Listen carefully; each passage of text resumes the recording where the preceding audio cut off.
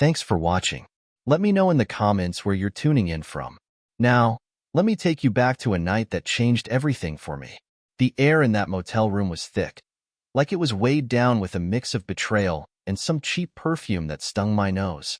I never thought I'd find myself in a place like that. Not in a million years. Life doesn't give you a heads up for moments like this. But there I was, standing just outside the door, cracked open just enough for me to see inside. There she was, Tara, my wife, the woman I had loved for 15 years, laughing like she didn't have a care in the world. But not with me, with another man. They were close, too close, sitting there in that dingy little room, sharing a kind of intimacy that felt like a punch to my gut. I saw his hand touch her, and she didn't pull away. Her laugh, her easy, carefree laugh, was the final blow. That laugh used to be mine. It belonged to the life we built together, the home we shared. Now, it was here, spilling out in this cheap motel like it meant nothing. I hadn't wanted to believe it, but the signs had piled up too high to ignore. Tara started working late more often, always guarding her phone like it held state secrets. Then there was that new perfume she'd been wearing, something completely different from her usual taste. When I asked her about it a couple of weeks ago, she just laughed and told me I was paranoid, said I needed a hobby. Still, I couldn't shake the feeling. Small things added up. A few odd charges on our credit card at first, nothing major. But then there was the motel bill, 2 towns over. That one stopped me in my tracks. I couldn't push it aside anymore. So, when Tara said she was going out with a friend that night, I decided to follow her. I felt like some kind of private eye in an old movie, except I wasn't cool or detached. I was desperate. When she smiled at her phone before she left the house, it didn't sit right. It felt fake, like a show she was putting on just for me. I drove after her, keeping my distance. When she pulled into that motel parking lot, my stomach twisted into knots. I parked far enough away to stay out of sight, but close enough to see. I waited, and after she went inside, I followed. Standing there, just outside the door, I felt like my heart was about to beat out of my chest. I could hear them, her laugh, his voice, and it all confirmed what I already knew deep down. I pulled out my phone, my hand shaking, and started recording.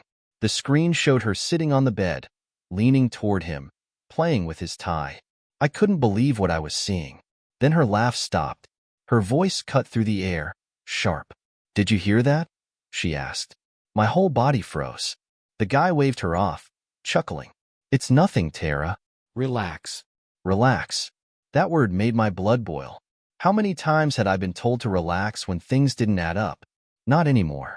I pushed the door open, stepping inside. "Relax, huh?" I said, my voice calm but filled with anger. "Is that what we're calling this now, Tara?" Her head whipped around, and the color drained from her face. Then it came back, red with anger. "What the hell, Darren? Are you insane?" "Insane?" I said, holding up my phone. "Maybe, but at least I'm not a liar." The guy looked like a deer caught in headlights, stammering something I didn't care to hear. "Shut up," I said, glaring at him. "You don't get to talk right now." Tara crossed her arms, her face hardening into something cold. "So, what? You followed me? That's real mature, Darren." Her words hit like a slap, but not the kind that knocks you down. The kind that makes you laugh in disbelief. "Mature? You're lecturing me about maturity while you're here, doing this?" I gestured to the room. Her face twisted into a mask of defiance. "Well, maybe if you weren't so unbearable lately, always suspicious, always accusing me, I wouldn't have to deal with this." Unbelievable. She wasn't even sorry. Unbearable? "Tara, I gave you everything. 15 years of my life, and this is what I get." She rolled her eyes, dismissive. "Maybe that's the problem, Darren. Too much of you." That one stung. Her words echoed in my head, twisting the knife that was already buried deep. I felt hollow, like everything inside me had just cracked and fallen into some bottomless pit. The guy, still sweating bullets, stood up. "Look, man, I didn't know she was." "Don't," I snapped, cutting him off. "Don't pretend you didn't know. Did she tell you she's married? Or did she leave that part out?" Tara smirked. Of course he knew. He's not stupid. He flinched at that, but didn't say anything. I turned back to her. You're unbelievable. You're not even sorry, are you? She shrugged. Leaning against the wall like this was some boring argument over who forgot to take out the trash. Why should I be? You're the one who drove me to this. I stared at her, stunned. Me? I drove you to cheat? She rolled her eyes again. Oh, spare me the victim act, Darren. You're boring, predictable. I wanted more. That was it. Something inside me snapped, but not in the way she expected. The anger was there, sure, but it burned differently now. It wasn't rage. It was clarity. You know what, Tara? I said, my voice calm. You're right. I am predictable. And now, I'm going to show you exactly what that means. Her smirk faltered, just for a second. I reached into my pocket and pulled out my phone again. This time, I didn't hit play. I opened my photo gallery and held it up for her to see. One photo, then another. Her car at the motel, at restaurants, at places she had no reason to be. Her face turned pale. I've been watching, Tara, for weeks. You thought you were so smart, so untouchable, but you're not. You're sloppy. Her voice wavered for the first time. You're sick, Darren. No, I said. I'm done. And by the way, I filed for divorce this morning. Her composure cracked wide open. You did what? You heard me. And I froze the accounts. Talk to my lawyer. Her face turned red, and she opened her mouth to speak. But a knock at the door cut her off. I turned, opened it, and let two men in suits step inside. When Tara walked back into the room, I gestured toward the two men standing beside me. Tara, I said, keeping my tone steady, meet my lawyers. I figured we'd get a head start on the paperwork. Her jaw dropped as her eyes darted between me and the men, their briefcases in hand. You're insane, she whispered, her voice trembling. No, I replied, stepping closer. I'm done. For the first time in weeks, I felt a strange calm, like I was finally in control. Free. Tara's face twisted in fury as she glanced at the lawyers, their presence eroding her smug demeanor.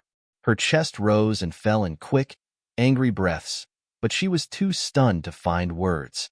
This wasn't what she'd anticipated. She thought I'd crumble, thought I'd fall apart. Instead, I stood tall. You brought lawyers here, she finally managed, her voice rising in disbelief. What the hell is wrong with you? Nothing, I said coolly, but there's plenty wrong with you, Tara. And since you love surprises, I thought I'd give you one of your own. Her eyes narrowed as she shook her head. This is ridiculous.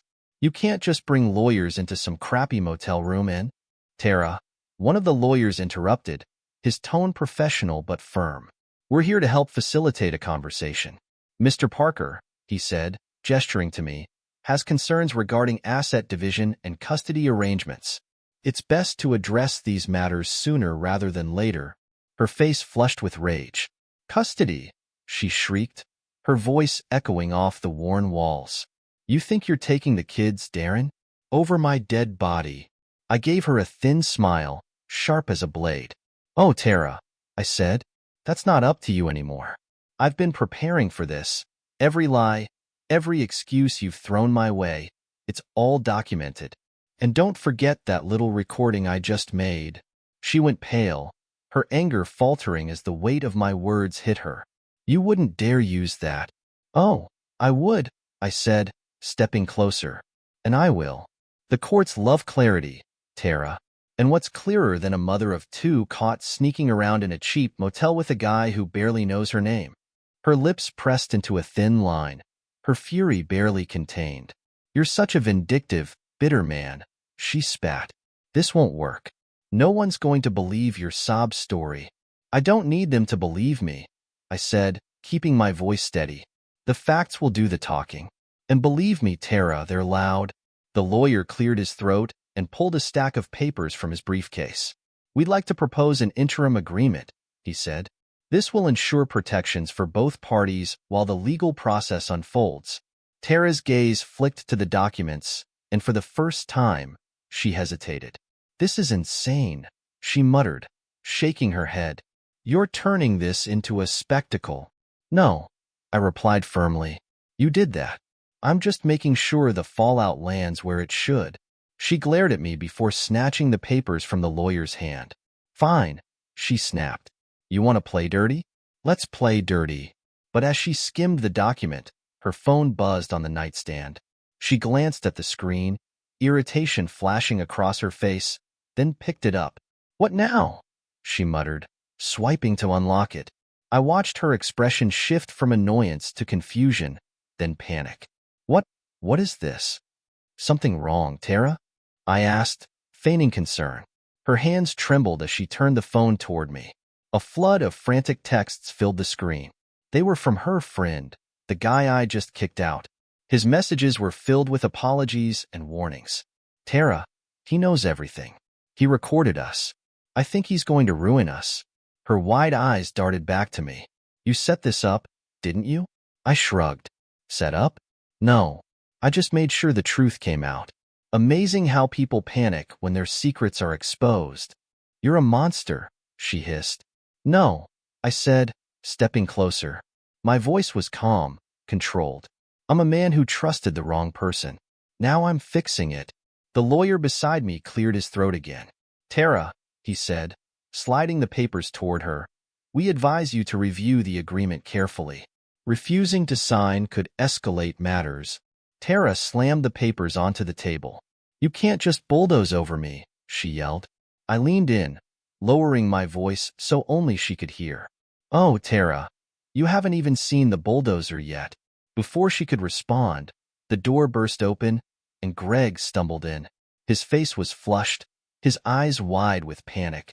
Tara, we need to talk, he blurted, ignoring everyone else in the room. Tara groaned, burying her face in her hands. Are you kidding me, Greg? Now? Greg looked at me, then at the lawyers. Look, man, he said, his voice shaky. I'm sorry, okay? I didn't know it would get this far. Can we just talk? I raised an eyebrow and turned to Tara. This is your idea of more, huh? Real prize you've got there. Greg flushed, stammering something incomprehensible. Tara snapped, both of you. Shut up. This is a disaster. No, Tara, I said, my voice firm. This is justice. For the first time, I felt the balance shift. I wasn't just reacting anymore. I was taking control. Greg's face turned bright red. Look, man, I didn't. It wasn't like that, he stammered, trying to explain himself. You two were basically done. You didn't care anymore. Tara's head snapped in his direction, her eyes wide. I never said that, she shot back, her voice rising. Greg blinked, clearly confused. But you told me you were miserable, that I was checked out, and that you felt trapped. You said it yourself. Tara stood straighter, her anger growing. I said I felt trapped, not that we were over. God, Greg, are you really this dense? Greg's face fell, a mix of disbelief and betrayal crossing his features. Trapped? Is that all I was to you? Just a way out. The room went quiet, the weight of his words hanging in the air. For a moment, it felt like everything had stopped. Tara's lips pressed into a thin line, and for the first time that night, she seemed genuinely cornered. Greg shook his head in disbelief. I really am an idiot, he muttered under his breath. I couldn't help myself. I smirked, not even bothering to hide the satisfaction in my voice. You said it, not me, I replied. Tara's hands trembled as she grabbed the pen, signing the papers with a sharp motion before shoving them back toward the lawyer. Fine, she spat, her voice full of bitterness. You want your divorce? You've got it. I'm done with this circus. Tara, wait, I said as she stormed toward the door. The circus is done with you. She stopped, her shoulders stiff, but she didn't turn around. Without another word, she left, slamming the door behind her. Greg hesitated for a moment, then muttered something about needing a drink before following her out. I stood there in the silence of the empty motel room, finally able to breathe. It was strange how quiet it felt. I turned to the lawyers, nodding toward the signed papers. Let's make this official. For the first time in years, I wasn't holding onto something broken. I was letting go. The weight of what had just happened sank in slowly, but oddly, I didn't feel crushed. I felt clearer. The lawyer, a sharp-eyed woman named Emily, broke the silence. We'll file these with the court first thing in the morning. Expect a call from us regarding next steps, especially about custody arrangements. I ran a hand through my hair, still processing. Thanks, Emily. I'll be ready. She hesitated, then added, for what it's worth, Darren, you handled that better than most people would have. I chuckled, though it felt hollow. Handled it, sure. But better? I don't know about that.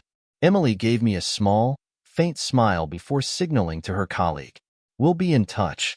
As they left, I sat down on the edge of the bed, staring at the door. My phone buzzed again. This time, it was a message from Carly. Everything okay, Dad? I took a deep breath and quickly typed a reply. It will be, sweetheart. I promise. But as soon as I hit send, something didn't feel right. The events of the night were still swirling in my mind, but Tara's departure had been too abrupt. Her reaction was too calculated. It wasn't like her to just leave without one last jab, one final attempt to twist the knife. Then it hit me. I grabbed my phone and opened the tracking app I'd installed a few weeks ago, the one Tara didn't know about. Her car's location appeared instantly on the map, and I saw that it wasn't headed home. My stomach tightened as I saw where she was going. It wasn't Greg's house. It wasn't her sister's. It was the bank. I grabbed my jacket, my pulse quickening. I'd frozen our joint accounts earlier that day, but Tara wasn't the type to go down without a fight.